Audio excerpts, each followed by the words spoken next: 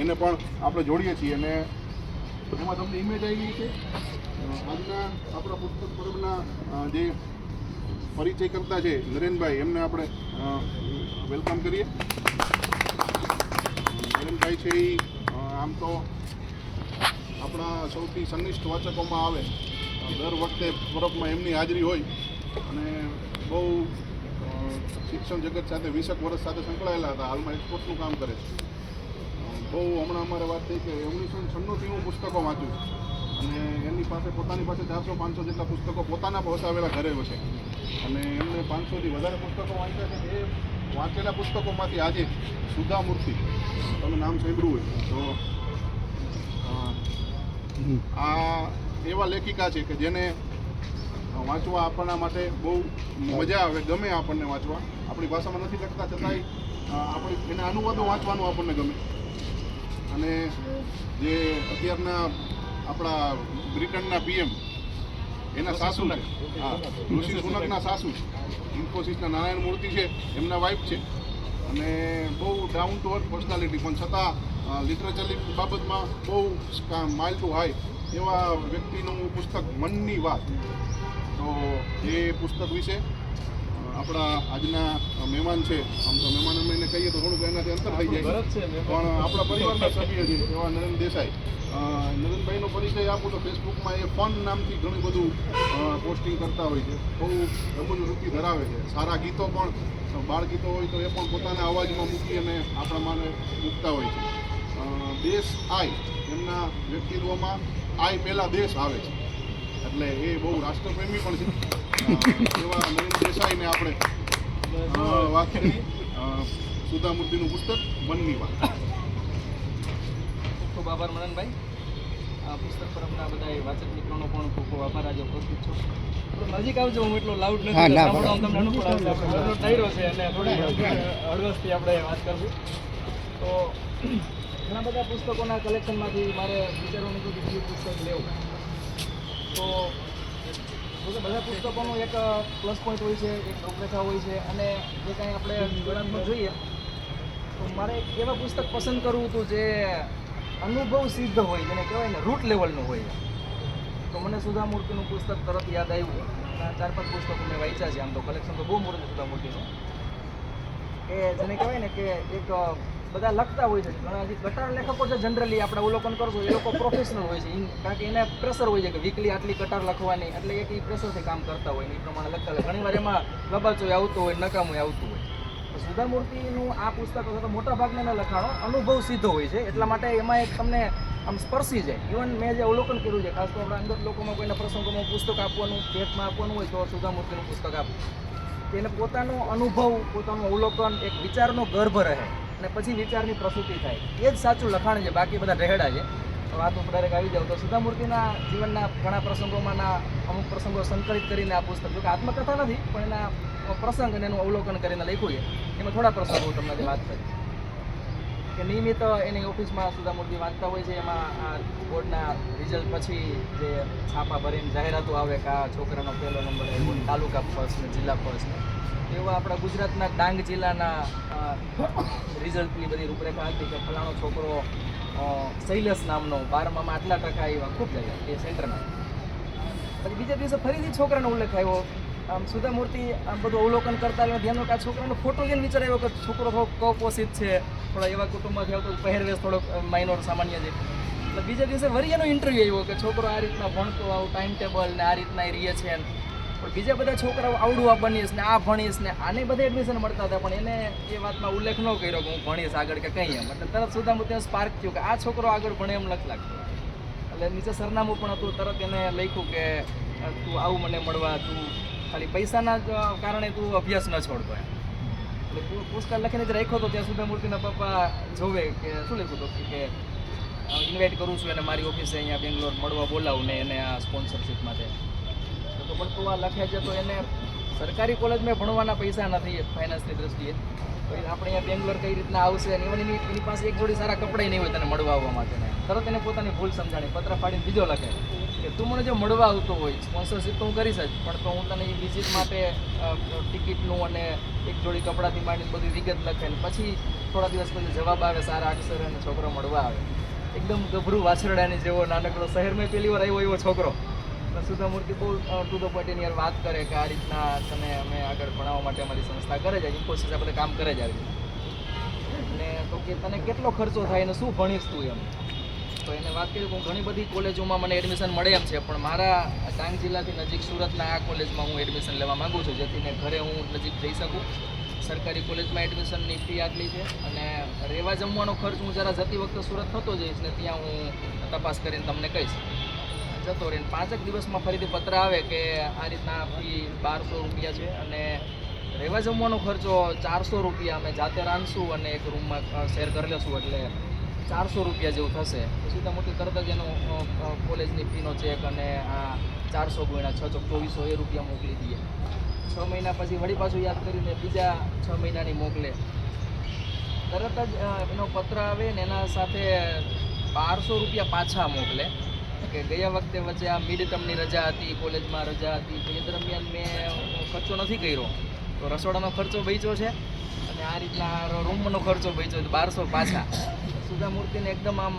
ભાવ ઉભો થઈ જાય કે આવડો છોકરો કોલેજ કરે છે, એના મિત્રો પાર્ટી કરતા હશે, પિક્ચર જોવા જતા હશે, નવા શૂઝ લેતા હશે, આપણે અત્યારે કપડાં સાથે બૂટ મેચિંગ કરી છે, એટલો બધો ક્રેઝ છે. તો એ કોલેજ કરતો છોકરો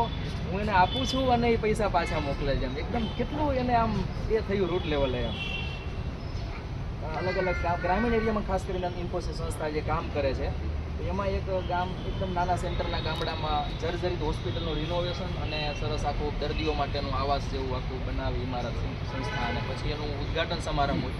સુધા મૂર્તિનો જનરલી આગ્રહ હોય છે કે બહુ મોટા ફંક્શનો ન કરો, કારણ કે એવું કંઈ ખર્ચો ખાઈ જાય ઘણો બધો એમાં અને માનવ કલાકો. તો સાદગીથી ઉદ્ઘાટન કરવું, પણ છતાંય સ્થાનિક લોકોનો બહુ આગ્રહ હતો તો લોકલ એક રાજનેતાને ઇન્વાઇટ કરવા છે ને આન તેન. સુધા મૂર્તિ જ્યારે સજેસ્ટ કર્યું કે તમે આ કરો છો તો જરાક બની શકે તો મોર્નિંગમાં કઈ રીતના પ્રોગ્રામ રાખો તો સાંજે હું ઘરે પહોંચી જાઉં, કારણ કે ટ્રાઇબલ એરિયામાંથી લેડીઝને એકલા રાતે ટ્રાવેલિંગ કરવું અને પૂરા સાધનો ન હોય, વાહન બદલાવવું. છતાંય મંત્રીજીનો ટાઈમ સાંજનો જ મળ્યો તો આગ્રહ કર્યો ભલે સાંજે પણ થોડોક ટાઈમે કાર્યક્રમ ચાલુ કરશો તો હું 9-10 વાગે પહેલાં પૂરું થયા તે બધું. મંત્રીજી રેગ્યુલર એની હેબિટ પ્રમાણે મોડા જ આવે, કાર્યક્રમ મોડો ચાલુ થાય. મંત્રીજીને જ આગળ બેસાડીને ખૂબ એના વખાણ ને ભાટાઈ જેને કહેવાય શબ્દો આપણે ભાટાઈ જે બધું ચાલુ ખૂણામાં બેસાડી રાખ્યા હોય. મંત્રીજીના વખાણ, મંત્રીજીની કૃપાથી છે, મંત્રીજીનો 1 રૂપિયો આમાં નથી,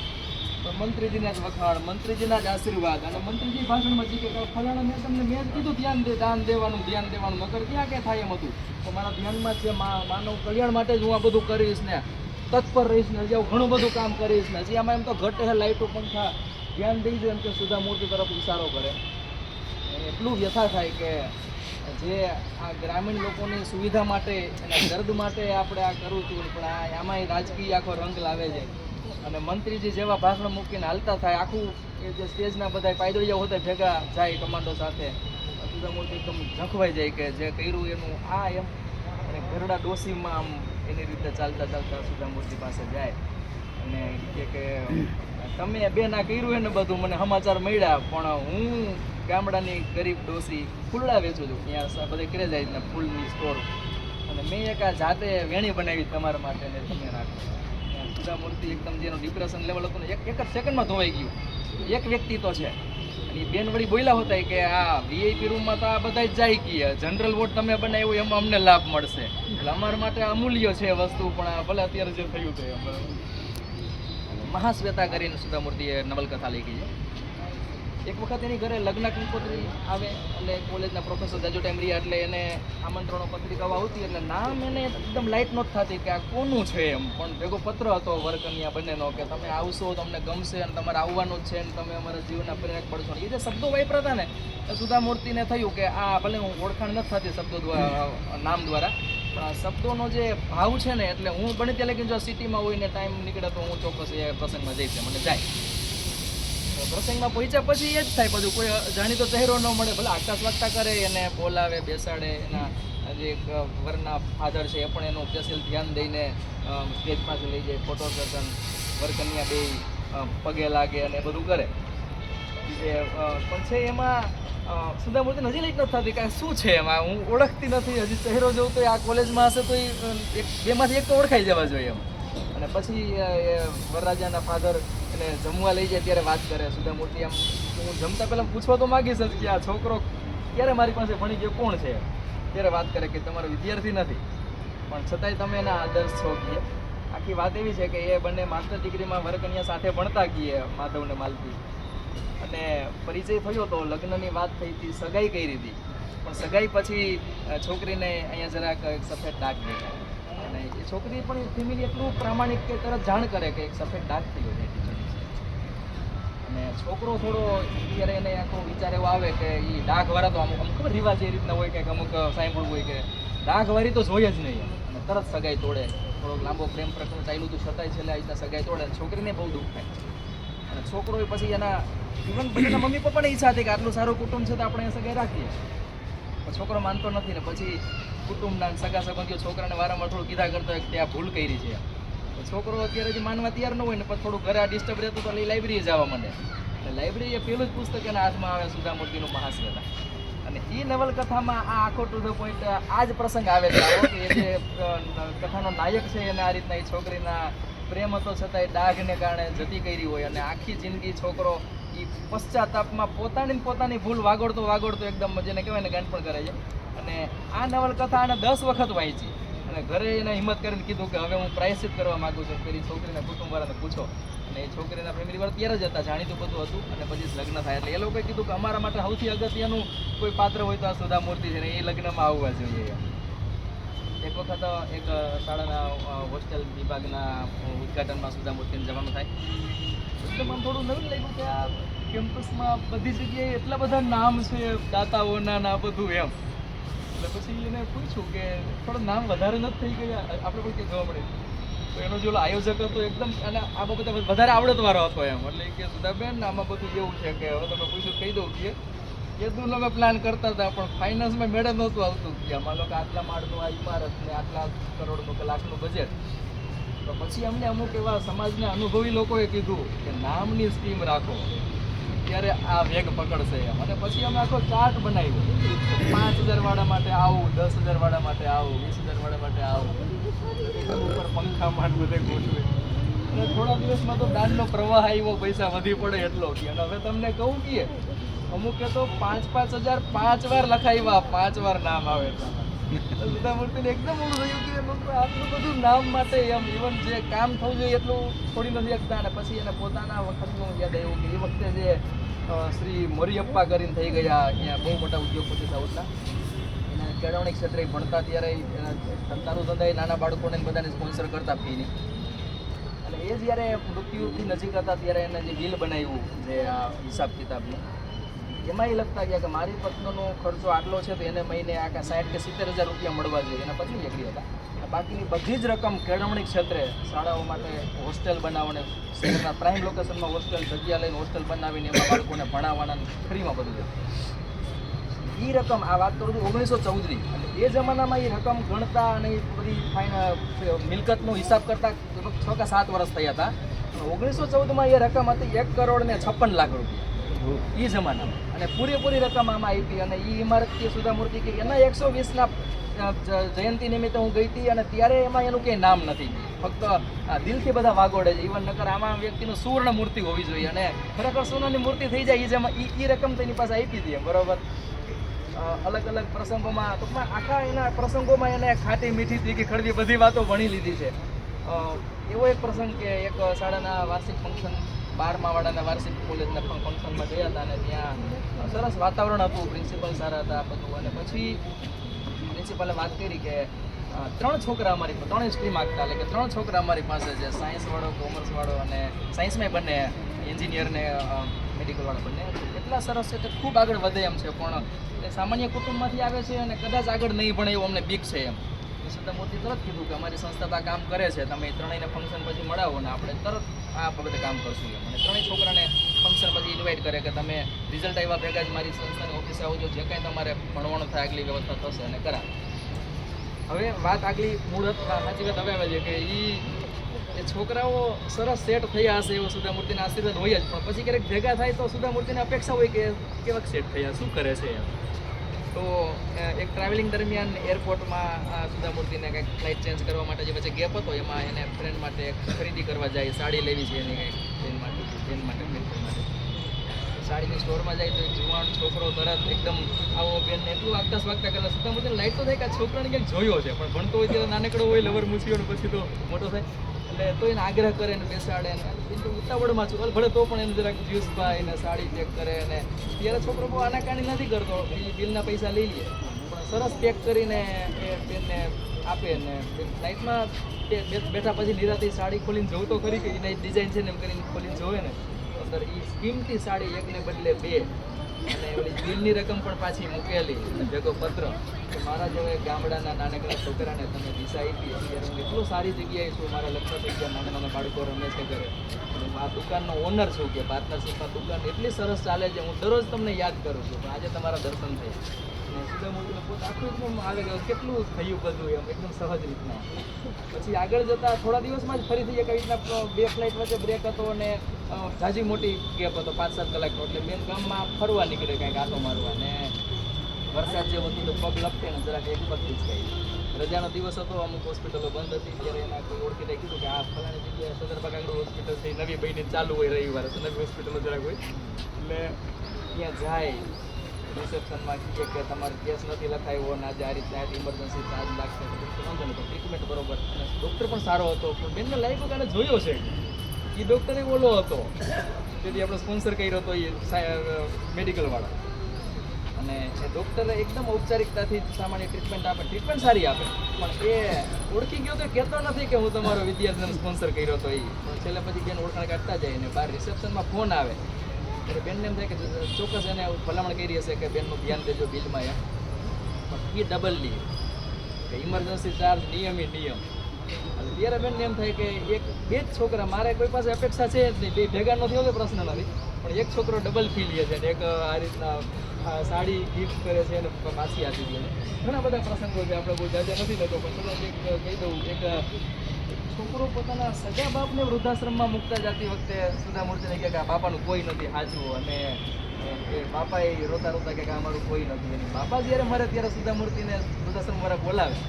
અને ત્યારે બાપા ખીચામાં ચીઠી કાઢે કે મારા છોકરાને બોલાવી સુધામૂર્તિ જોઈ દે કે આ છોકરો મૂકવા આવ્યો તો ઈચ્છાને ખોટું બોલી મૂકી ગયો, અને બાપાની થેલીમાંથી ચેકબુક નીકળે એમાં 1,80,000નું બેલેન્સ હતું. ત્યારે સુધામૂર્તિને એમ થાય કે મારી સાથે આ રીતના મૂર્ખ બનાવી જવું જોઈએ, થોડું આમ એકદમ એને ધ્વજવંદનના દિવસે સ્કૂલના પ્રિન્સિપાલ ભેગા થાય અને સુધામૂર્તિ પૂછે કે આ તો 15મી ઓગસ્ટ છે, આવડો આજી મોટો પડે શિક્ષક શું ડાયટું 15મી ઓગસ્ટમાં કે છોકરાએ નથી આવતા, સાહેબો નથી આવતા, હોય નથી આવતા. ત્યારે સુધામૂર્તિને એમ થાય કે શું કરવાનું, તો ભગતસિંહ ને બધા આઝાદી માટે કુરબાન થઈ ગયા, આજે આ લોકોને ધ્વજ ફરકાવવાનો ઇવન રજા તો આપી જ છે, એ 5-7 મિનિટનો પણ ઔપચારિકતામાં રસ નથી અત્યારે એમ બરોબર. પોતે લખેલું પુસ્તક ટ્રસ્ટને ભટકાવવા માટે સુધામૂર્તિનો ટ્રસ્ટ છે આ રીતના જે ગામડે પુસ્તક લાઇબ્રેરી ભટકાવવા માટે લેખક આવે અને એને એમ થાય કે આ ઇન્ફોસિસના કાર્યાલયમાં કોઈ સિનિયરને કહી દઉં કે આ સુધામૂર્તિ મારી ફ્રેન્ડ છે, તો ગોતો સુધામૂર્તિ પાસે જઈને ફાંકા મારવા માંડે કે સુધા તો મારા ભેગી ભણતી ને મામાની છોકરી થાય ને અમે ભેગા રહીમાં એમાં ભેગા હતા, હગાઈ મેં કરાવી નારણાઈ રહી. સુધામૂર્તિ કે હવે તો પાછો વર મેં નથી કર્યું, તું મારા મામાનો છોકરો નથી, હાલો બેન જીતી પુસ્તક લઈ લ્યો, હવે તો તારું પુસ્તક લઉં જ નહીં કે આટલો ખોટો માણસ એના વિચારમાં આટલી શુદ્ધિ નથી, તારું પુસ્તક મફતય ન જોઈએ. અને ત્યારે ગુસ્સો આવે ને કે લોકો આ રીતના હવે મૂર્ખ બનાવવા જ નીકળ્યા છો, ભલે અમે સેવા કરીએ છીએ કરવી જ છે સેવા, પણ તમે ખાલી મૂર્ખ બનાવવા આવતા હોય તો હું એમાં નથી એમ. ભૂકંપના દિવસોમાં સુધામૂર્તિ જીપ બાંધીને કચ્છમાં જાય તો જીપનું પંચર પડે ને એક જગ્યાએ ઊભા રહીએ અને અમે આ તો મારો નીકળે ઝૂંપડપટ્ટીના 2 બાળકો અને આગતા સ્વાગતા કરે, પાણી થમ્સઅપ ચોકલેટું બધું. સુધામૂર્તિ એટલે પૂછે કે આ કોણ છે, અચાનક આટલું બધું સ્વાગત કરવા માંડ્યું. ત્યારે નાના ટેણીઓ સાચું બોલે કે અમે મુંબઈના ભિખારી છીએ, ભૂકંપ આવ્યો એટલે અહીંયા આવતા રહીએ, અહીંયા જલસા છે. ગામ વાળાએ 2 મકાન દીધા, મમ્મી એક લાઈનમાં ઉભા રહીએ, પપ્પા બીજી લાઈનમાં, અંદર વિદેશની બિસ્કીટો બિસ્લરી થમ્સઅપ ને 2 વર્ષનું કરિયાણું સ્ટોકમાં છે. સરસ ગોઠવાઈ ગયું, ભલું થયું ભૂકંપનું. સુધામૂર્તિ સેવા કરવા નીકળ્યા હતા, પણ આજે બધું થયું ને ત્યારે સુધામૂર્તિ એકદમ ગડગડા થઈ જાય કે આ જ સમાજ છે, ભલે આની વચ્ચે આપણે કામ કરવાનું છે એમ. ગુરુદેવો ભવ એક શાળાના રિનોવેશન કર્યા પછી ત્યાં વાર્ષિક સેલિબ્રેશન માટે જાય તો બેન જોયું કે થયું ત્યારે બધું સરસ હતું, આપણે છોકરાઓ માટે રૂમ ને આ બધું હતું ને અત્યારે કેમ હાકેડ લાગે છે. આમ ડબલ છોકરા ભરી દીધા હતા અને આગલા 2 રૂમમાં કલરિંગ કપડાં સુકાતા હતા બેનોના. મેડમ પ્રિન્સિપાલ હતા બીજાના, તો આપણા સુધાબેન કે પેલા પ્રિન્સિપાલ જે આની પહેલા હતા જતા બદલી થઈ ગઈ હતી ને બીજા પ્રિન્સિપાલ આવ્યા હતા, એ જરાક એવા હતા મગજના. ફરી આ પ્રિન્સિપલ મેડમ ખોટું બોલે કે આદિવાસી છે ને કાં બોલા રાહત શિબિર આલે છે ને આન તેન. સુધામૂર્તિ કે પણ આ રૂમ બાળકો માટે બનાવ્યા છે ને બીજા કોઈ ત્યાં રહેતું હોય ને હમાતા નથી, એ ઓલા પ્રિન્સિપલ હાચું બોલતા નથી કે અહીંયા હું રહું છું એમ. પછી નાના બાળકોને સુધામૂર્તિ પૂછે ને ત્યારે આંગળી જીતે કે આ મેડમ અહીંયા 2 રૂમમાં રહીએ ને અમને આકડમાં બેહારે ને બાયણે બેહારે. અંદરના ગામડાના પ્રસંગ ત્યાં બહુ ગવર્મેન્ટનું ધ્યાન ન હોય તો પેલા સુધામૂર્તિનો દુઃખ થાય કે આ કેટલું પહેલું છે. સુધામૂર્તિના પુસ્તકો જનરલી ઓછા જોવા મળે છે, કારણ કે ટ્રાન્સલેટ થતા ધીરે ધીરે આવતા હોય છે, પ્લસ આ બધી પ્રોસેસ કર્યા પછી કોઈ પ્રિન્ટિંગ વગેરે સારું કરે છે તો મોંઘા પણ હોય છે. પણ છતાંય હું અપીલ કરું છું આ પુસ્તક વાંચવા જેવા છે, વસાવા જેવા છે. કમ્પ્લીટ કલેક્શન તમે કોઈ પણ સુધામૂર્તિ લખેલું પુસ્તક હાથમાં લઈ લો અને એમાં પુસ્તકમાં છેલ્લે લખેલું છે કે આ પુસ્તકની સંપૂર્ણ રોયલ્ટી એ આવા સેવાકીય કાર્યોમાં જાય છે. અને મનનભાઈએ વાત કરી કે એને બધું આર્થિક સારું છે, ઇન્ફોસિસના તમે સાંભળ્યું હશે, અને જમાઈ હોતા વડાપ્રધાન છે બ્રિટનનો, એટલે આમાં બધી રીતના સારું છે અત્યારે. ખૂબ ખૂબ આભાર તમારો બધાનો સમય કાઢવો.